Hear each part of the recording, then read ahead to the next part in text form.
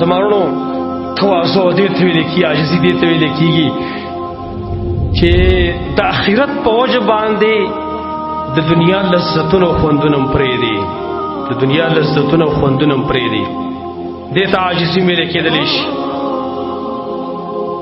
یو روایت کې دا راغلی، اگر چې په سند باندې بعض علماو کلام کړی دی، چا چې لباس شهرت پرېښودو چې ناغوندم دا لباس ناغوندم، الله رب العالمین په ورځ د قیامت باندې وتا د جنت جوړې واغوندي. نن زمونږ نوجوان نسل د لباس شهرت ډېر شوقیان، په ګیره کې د ډیزاین جوړولو ډېر شوقیان، دې لپاره چې خلک موږ ته وګوري، خلک زمونږ صفت وکړي. دا غریب د دې نه خبر نه دی چې دا خو زه خپل ځان تباه کوم په دې شهرت باندې. زمارونو حرام شی پرېښودل د الله رب العالمین د یېرې د وجې نه دام تواضع ده. عمر ابن عبدالعزیز رحمت الله تعالی علیه، آخري خبر عرض کوم. عمر ابن عبدالعزیز رحمت الله تعالی علیه دا په تاریخ کې راځي،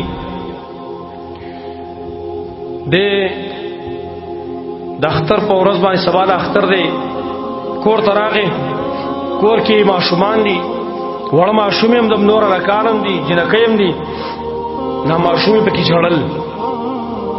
ما ورته ویل ولې ژاړې؟ ویل پلاره سبا اختر دی، د خلکو ماشومان به نوې نوې جامې اغوندي او موږ به سړې جامې اغوندو. هغه باندې شون کې ردی ماشومې جړا لږ اثر وکړو، نو فوراً وتلاړ او خزانچي ته یې ویل زما چې د میاشتې کمې تنخوا ده نو هغه ماله لږ اډوانس کې راکړه، آینده میاشتې تنخوا ماله په اډوانس کې راکړه. هغه ورته ویل امیرالمؤمنین بالکل به درکړم، خو په یو شرط باندې. هغه ویل څه شرط دی؟ ویل شرط دا دی چې دا لیکل ما راکړه چې په آینده میاشت کې به ته ژوندی. هغه ورته ویل دا لیکل خو زه نشم درد کولی. بېرته واپس راغی کور ته، بچو ته یې ویل چې ستاسو خوښه ده که جهنم ته ټول ځو به زه به ورشم او تنخوا و مخکې راوالم، او که خوښه یې ستاسو نو صبر به وکړو غونډ به جنت ته لاړ شو. هغې ورته ویل پلاره ویل چې بس موږ دا خوښه ده چې موږ د غونډ جنت ته لاړ شو. اختر مانځه ته ووتل، نو زوی د هغه عبدالملک ابن عبدالعزیز، عبدالملک ابن عمر ابن عبدالعزیز دی ناست دی هلته د اختر په مانځه کې. د پلار دی زوی ته وکتل، مخکې داسې واړه لږې وژړل د عمر ابن عبدالعزیز. زوی ورته وایي پلاره ولې؟ ویسې ستا په دې حال مې وژړل چې د خلکو د لباس ته ګورې کېدی شي ستا زړه کې درد راغلی چې خلکو نوې جامې اغوستلې دي او د عمر ابن عبدالعزیز امیرالمؤمنین زوی زړې جامې اغوستلې، ستا په دې حال ماله لږ ژړا راغله.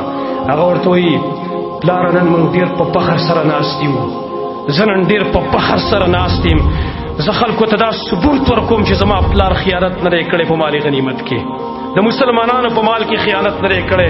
یو سخت خوشحاله کور ته چې راغی، په کور کې ماشومانو راځي پلار خواله د اختر مبارکي او سلامي ورسره کوي، نو ماشومانو خپلې خولې پټې کړي دي په څادرو باندې. هغه ورته وایي بچو ولې خولې پټې کړي؟ وایي بابا منګه د پیاز سره روټۍ خوړلې ده، موږ چې تا باندې چېرته بوی درد شي بد بوی، موږ د پیاز سره روټۍ خوړلې هم پیاز سره. سبحان الله، د امیرالمؤمنین عمر ابن عبدالعزیز په کور کې د اختر په ورځ خوراک نه میلاویږي، هغه خپلو بچو باندې په هم پیاز خوري. دې ته عاجزي ویله کېږي. زما وروڼو موږ د تکبر په سیلاب کې لاړ غرق شو. موږ خو په بدن باندې په کپړه باندې دوړه هم نه پرېږدو، موږ خو انسان ته د انسان په نظر باندې هم نه ګورو، موږ خو پلار او مور ته هم د مور او پلار په نظر باندې نه ګورو، مشر ته د مشر په نظر باندې نه ګورو. مشران چې وګوري ځان لره تکبر نه ډک دي. که واده دعوت څوک چاته ورنه کړي دی بس دی به خلکو ته ګیلې کوي، ګوره پلاني ته واده کړی ما ته پکې ډوله چا ونه ډېر سپک نظر یې راته وکړو. سبحان الله، امیرالمؤمنین په کور کې پیاز خوړلی کېږي او دی د نورو خلکو نه ګیلې کوي چې ما له چا دعوت رانه کړو. نن زموږ تکبر دې انداز ته رسېدلی دی. لہذا زمارونو دا گناہی کبیرہ دا دین ځان وساتئ، تکبر پریږدئ، عاجزي وکئ. من تواضع لله رفعه الله. چا چې عاجزي کوله خاص د الله لپاره، الله رب العالمین به اوچت کی، الله رب العالمین به عظمت ولا ورکی. تکبر صرف د الله صفت دی، هغه لوی والا خاوند دی، لوی ذات دی. علی بن ابي طالب خبر زما ستاره تکبر څه حق دی؟ من خو پیدا شیو من ماء مهین، د سپکو بونه.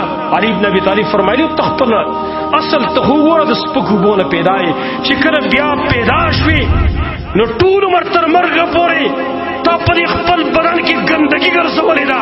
که کور تم داخل شي په خېټه کې د ګندګي پرته وه، که مسجد ته راغلی په خېټه کې د ګندګي وه، که په بازار کې هم په خېټه کې د ګندګي ستاره تکبر څه حق دی چې تی کې؟ مونږ خو د ګندګۍ نه ډکي وو، زما د تکبر څه کار دی؟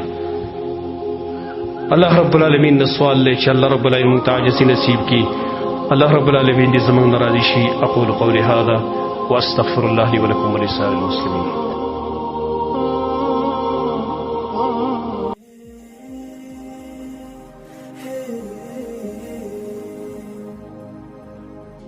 صلى الله عليه وسلم.